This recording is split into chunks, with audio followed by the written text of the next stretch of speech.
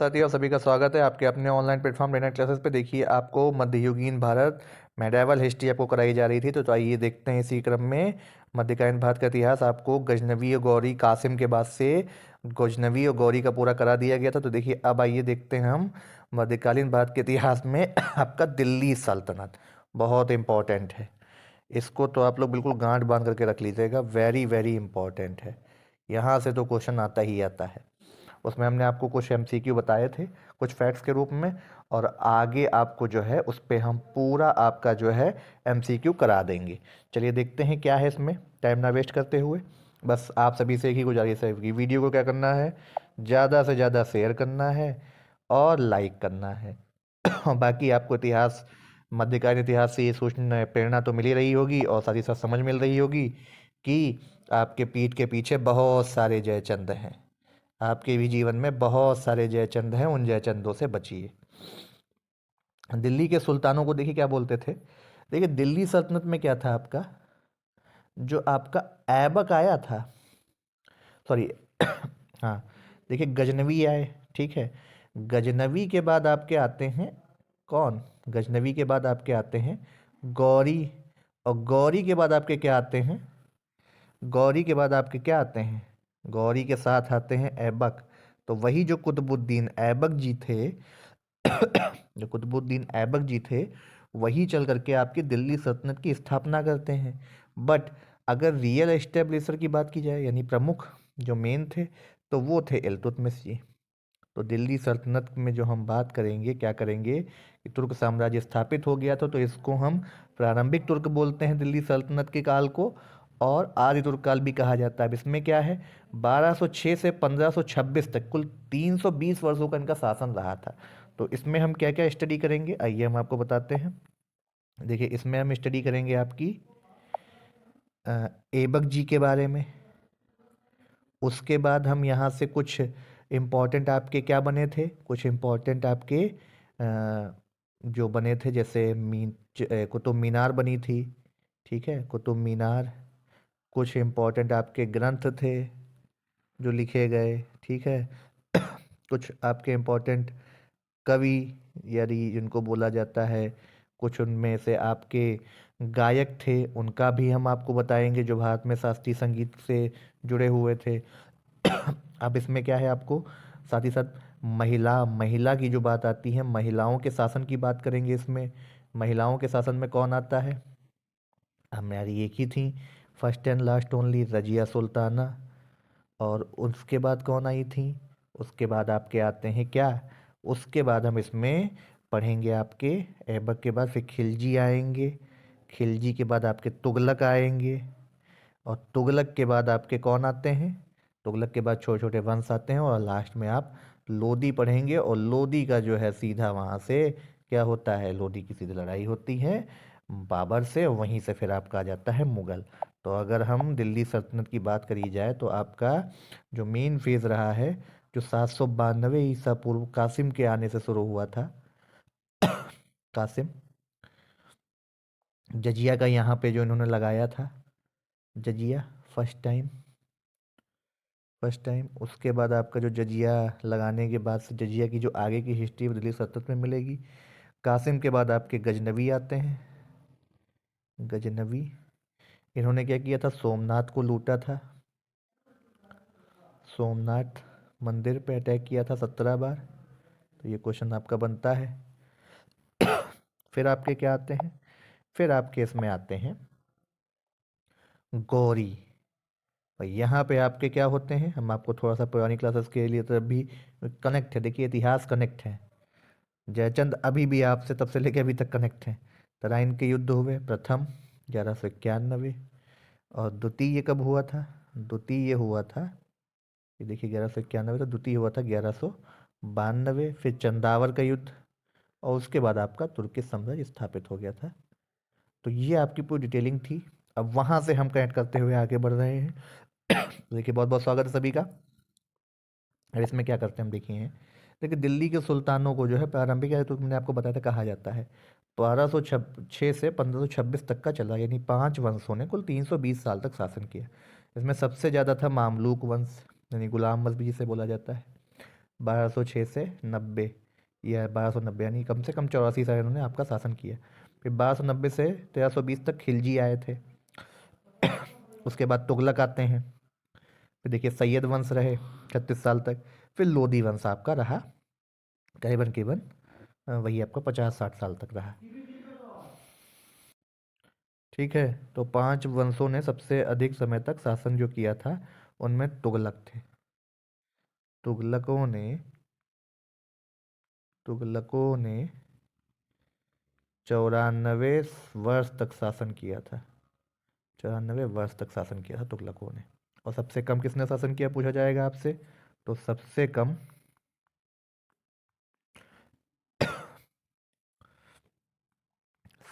आपका शासन जो किया है वो किया है खिलजियों ने। 30 वर्ष का। ठीक है, तो देखिए ये तो आपको मिल गया डिटेल पूरा। फिर आपका क्या था, देखिए मामलूक वंश। अब मामलूक वंश क्या था, मामलूक वंश क्यों बोला जाता था इसको, देखिए मामलूक वंश तो गुलाम वंश एक ही था आपका पूरा। तो इस देखिए मामलूक वंश इसको गुलाम वंश भी बोला जाता है। तो देखिए इसको इसलिए, देखिए अब इसमें क्या दिया गया आपका है, मामलूक है, देखिए खिलजी है, लोधी वंश में सबसे सर्वाधिक शास, अब इन इन सब में से पूछा जाए तो सर्वाधिक लोधी वंश के शासकों में सर्वाधिक समय 38 वर्ष तक था। ठीक है, मामलूक। बहलोल लोधी था अकेला शासक, सर्वाधिक 38 साल तक उसी ने राज किया था। दूसरे साल पे आते हैं आपके फिरोज शाह तुगलक, 37 वर्ष। वंश और शासन का आपको पूरा बता दिया गया। देखिए आपके इतिहासकार थे मोहम्मद हबीब। उनके अकॉर्डिंग अगर चाहे तो 1192 में तराइन के द्वितीय युद्ध ने जन्म ले लिया था, जब ऐबक आ गया था, जो सरदार बना था बख्तियार खिलजी के बाद आपका।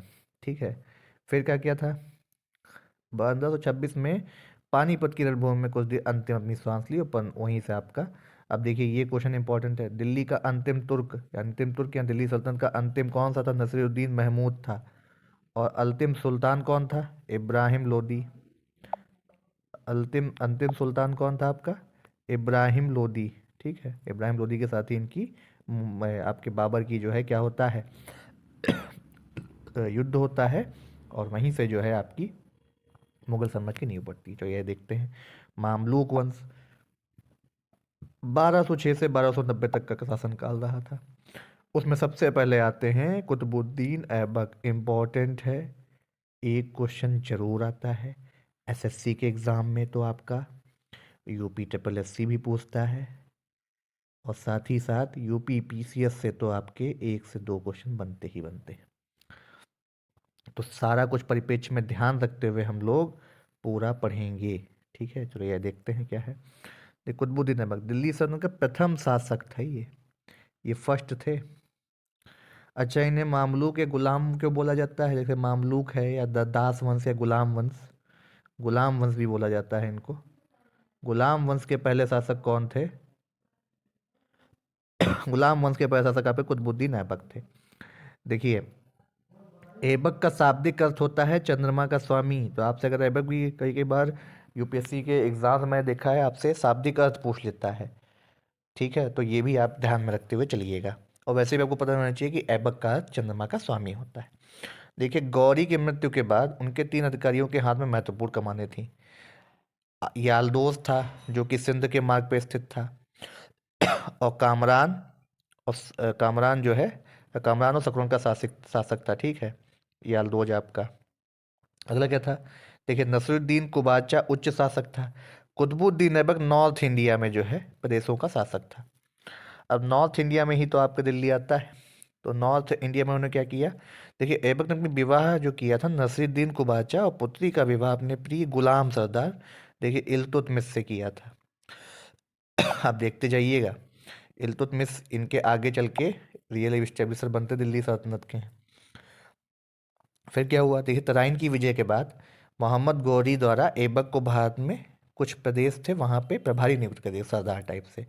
ऐबक को उसके गरीब माँ बाप ने निसापुर यानी फारस में अब्दुल अजीज कोको को बेच दिया था। देखिए बेचा गया था ये। अब जाके देखिए कि इतिहास कैसे बदलता है, किसी का वक्त आने पे कैसे बदलता है।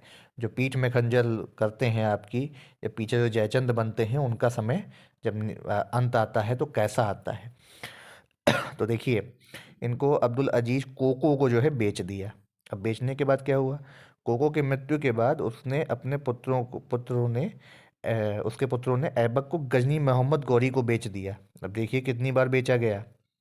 पहले माँ बाप बेच देते हैं गरीबी के कारण कि कम से कम पाल पोस लेंगे इनको, काजी अब्दुल अजीज जी कोको, और उसके बेचने के बाद इनको गौरी के हाथों बेच दिया गया। तो इसीलिए ये क्या था, दास था, यानी गुलाम था।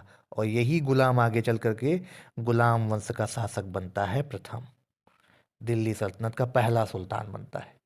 देखिए क्या दिन था और क्या आ गया। चलिए आगे देखते हैं फिर क्या हुआ। तो इनको जब बेच दिया गया देखिए इनको जब बेच दिया गया तो क्या हुआ फिर आपका हम्म सर्वप्रथम अमीर एक अखुर तथा 1192 में भारतीय ब्रिटिशों का सूबेदार नियुक्त कर दिया गौरी ने इसको खरीदने के बाद में मुइजुद्दीन के प्रतिनिधि के रूप में दिल्ली के वायसराय और सिपाही सालार का कार्य करने लगा। कुतुबुद्दीन ऐबक को 1208 से 1209 तक मलिक और सिपाह सालार की पदवी से भी रहना पड़ा था, और वह अपने नाम के सिक्के नहीं डलवा सका था। ये ऐबक का पूछा जा सकता है कि ऐबक ने अपने सिक्के डलवाए थे नहीं डलवाए थे। फिर कुतुबुद्दीन ऐबक का अधिकार देखिए सिंध था, पंजाब था, दिल्ली और दोआब तक था। अब उसके बाद क्या होता है देखते हैं। लाहौर में जो है सुरक्षा की दृष्टि से ये लाहौर चले गए थे, तो वहाँ पे चौगान खेल रहे थे। तो चौगान खेलते वक्त जो खेलते टाइम, ठीक है, आधुनिक में चौगान को बोलते हैं पोलो खेल, ठीक है। अ, खेलते खेलते इसने राजधानी बनाया था, और वहीं पे इनकी घोड़े से गिरने के कारण ऐबक की मृत्यु हो गई थी। तो समझ में आया कि ऐबक की मृत्यु कैसे हुई थी। ऐबक की मृत्यु आपकी कैसे हुई, ये आपको समझ में आ गया होगा। अब देखिए, अब यहीं से अगर आपसे पूछा जाए कि भारत में सर्वाधिक शासन करने वाला राजा कौन था, तो वो तो आपके अनंत वर्मन थे, आपके अनंत वर्मन थे।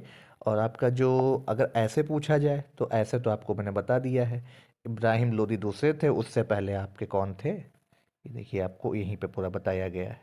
उससे पहले आपके ये देखिए, उससे पहले जो आपके थे तुगलक जी थे। बहलोल लोदी पहले थे और तुगलक जी दूसरे थे। बट अगर भारतीय राजाओं की बात की तो तुर्किस थे, मुस्लिम थे। भारतीय राजाओं में अगर पूछा जाए तो वो आपके कौन थे, वो आपके थे अनंत वर्मन, अनंत अनंत वर्मन। और इन्होंने क्या किया था, इन्होंने जगन्नाथ मंदिर का निर्माण कराया था। क्वेश्चन पूछा जाए अगर आपसे कि जगन्नाथ मंदिर जो पुरी में है, जहाँ पे कहा जाता है कि श्री कृष्ण जी का हार्ट है, उस जो जो ब्रह्म पदार्थ चेंज किया जाता है हर 12 साल में, तो वो जगन्नाथ मंदिर जी का निर्माण जो करवाया था अनंत वर्मन ने करवाया था लास्ट में, ठीक है। उन्होंने 70 वर्ष तक शासन किया था, 70 वर्ष तक, ठीक है। चलिए। अब आपको देखिए ऐसे रोचक तथ्य आपको डिनर क्लासेस पे मिलेंगे, तो इसके लिए आपको क्या करना है, बस सब्सक्राइब की बटन दबानी है, बेल आइकन को प्रेस करना है ताकि आपको नोटिफिकेशन मिलता रहे, और चैनल को धीरे धीरे सभी से सब्सक्राइब करा के आपको शेयर करना है। तो देखिए क्या रहा फिर, अब आगे क्या होता है। इन्होंने जब वायसराय नियुक्त कर दिया था, मृत्यु हो गई थी इनकी, तो ऐबक ने क्या किया था, देखिए ऐबक जो था सिंध पंजाब तक ही इनका था, इनकी मृत्यु हो गई। ऐबक को जो है न्यायपूर्ण राजा के रूप में माना जाता है, ऐबक को जो है न्यायपूर्ण राजा के रूप में माना जाता है।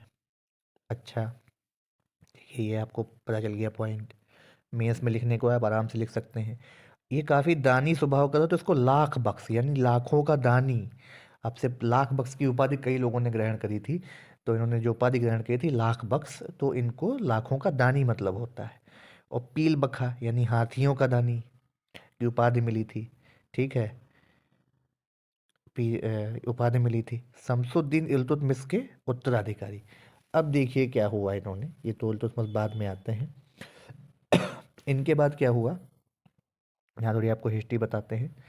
इनके बाद क्या हुआ कि पील बख्श तो इनको मिल चुका था। फिर आपके जो है क्या बोलते हैं आपका है, हाँ, ऐबक को कुरान खां भी बोला जाता था।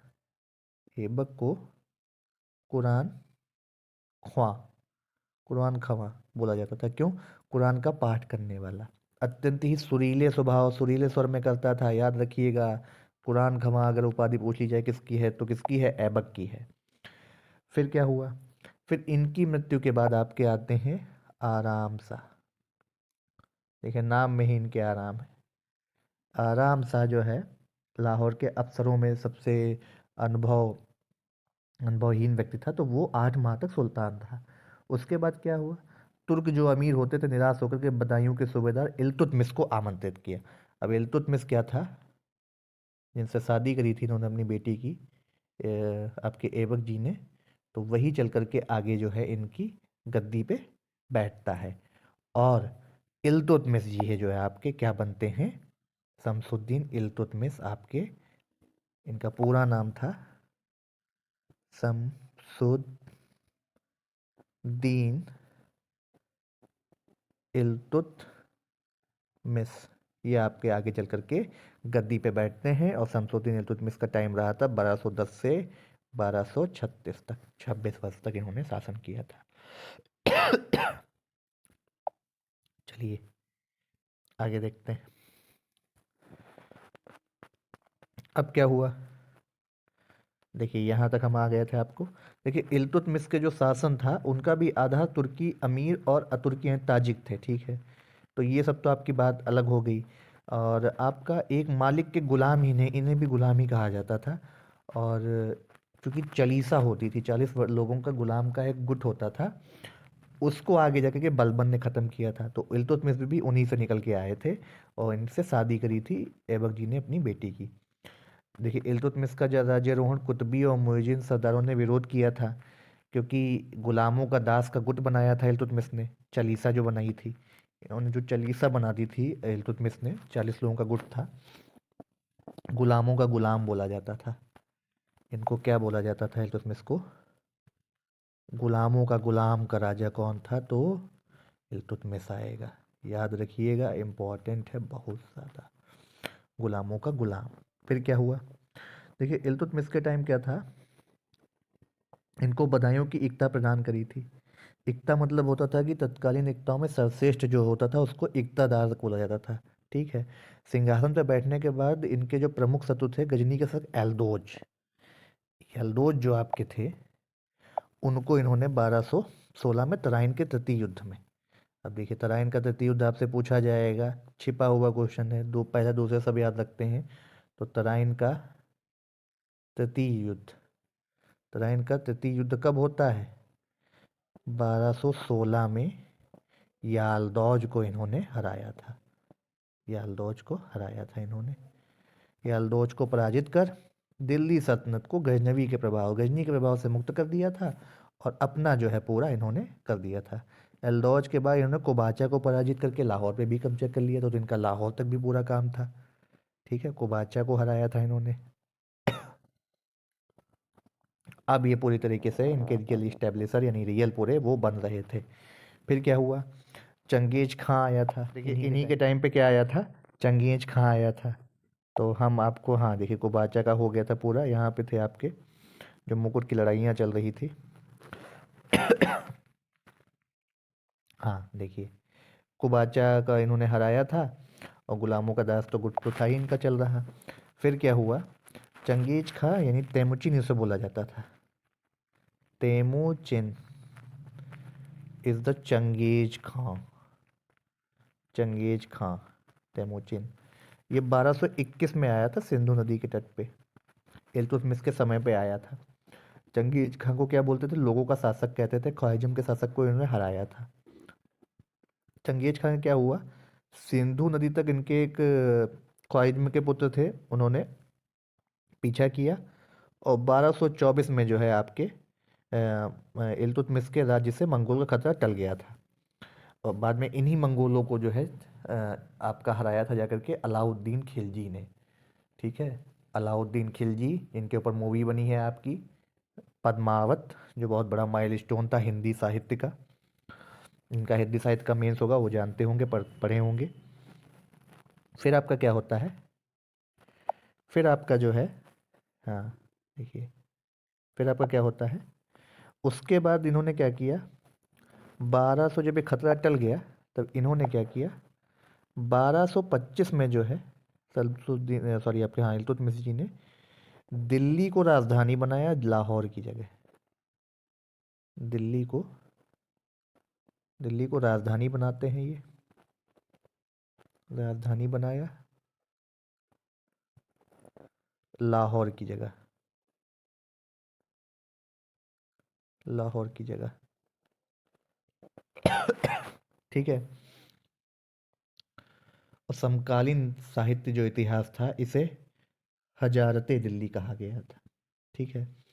अब 1200 इन्होंने एक बिहार के सूबेदार थे मलिक जानी, उनकी भी हत्या करवाई थी इन्होंने।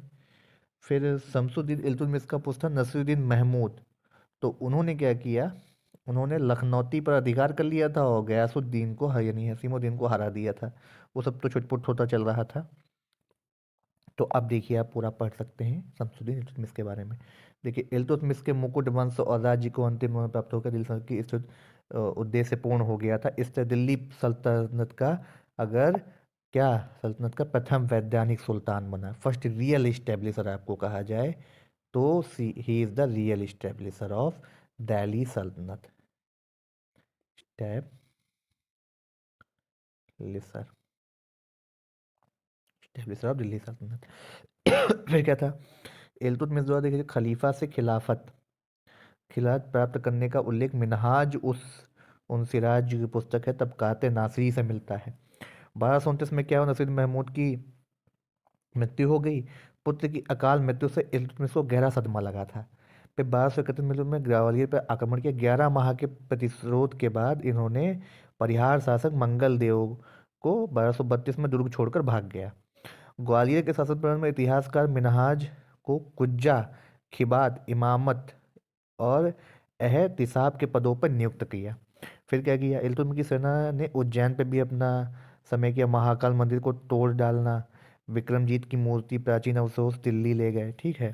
ये कितनी बार वहाँ पे अटैक, इन्होंने महाकाल को भी नहीं छोड़ा था, यानी जो उज्जैन में आपका इस टाइम स्थित है शिवलिंग, वहाँ पे भी इन्होंने अटैक किया था। फिर क्या हुआ, फिर 1236 में इल्तुतमिश द्वारा खोखर अभियान चलाया गया, जो जलालुद्दीन माकबरनी के अधिकार कारगिल के अधीन था। फिर क्या हुआ, ये बामियान में बीमार पड़ गया जब अभियान चल रहा था। दिल्ली वापस लौटने पर 30 अप्रैल 1236 को ये मर गए थे, यानी कि डेथ हो गई थी। डॉक्टर आर पी त्रिपाठी आपके इतिहास का, उनके अकॉर्डिंग क्या है, भारत से मुस्लिम प्रभुसत्ता का श्री गणेश इल्तुतमिश से ही होता है। देखिए इंपॉर्टेंट है, याद रखिएगा, इल्तुतमिश से ही आपके होता है। देखिए, इल्तुतमिश ने दिल्ली सल्तनत को एक राजधानी बनाया था, किसकी जगह, लाहौर की जगह पे। हमने आपको बताया था, लाहौर की जगह पे, लाहौर की जगह पे बनाया था। स्वतंत्र राज्य बनाया था। दिल्ली इल्तुतमिश ने सल्तनत की शासन व्यवस्था की प्रथम रूपरेखा में प्रस्तुत करी थी। साहित्य के क्षेत्र में इल्तुतमिश के समय मिनहाज उस सिराज और मलिक तजाउद्दीन को संरक्षण प्रदान किया था। सुल्तान सईद कहा मिनहाज ने। ठीक है। उस टाइम कई इतिहासकार होते थे जो वर्णन करते थे। इल्तुतमिश ने दिल्ली में एक मदरसे का निर्माण किया जिसका नाम मदरसा मुज्जी रखा। नासिरी मदरसा की भी स्थापना इल्तुतमिश ने की थी। देखिए, इल्तुतमिश अत्यधिक धार्मिक स्वभाव का था। तो सूफी संत शेख जो थे, कुतुबुद्दीन काकी, काजी हजीमुद्दीन नागौरी, जमालुद्दीन तबरोजी, इन सब का बड़ा आदर करते थे और नखराली को वह पिताजी कहता था। एक इनके जो थे सूफी शेख बहाउद्दीन जकारिया के सहयोग से हाँ, से इल्तुतमिश ने मुल्तान को जीता था, इसलिए इनको भाई मानेगा तो है ही। बख्तियार काकी ने शमसी तालाब के निर्माण में इनका सहयोग किया था। देखिए, अब बख्तियार काकी पे ही ये बनवाते हैं कौन सी, कुतुब मीनार, अभी आपको बताने जा रहे हैं। देखिए, इल्तुतमिश ने शुद्ध अरबी पद्धति पर दिल्ली सल्तनत के दो प्रमुख सिक्कों, चांदी का टंका इंपॉर्टेंट है और तांबे का जीताल, तो टंका और जीताल इन्होंने सिक्का चलाया था।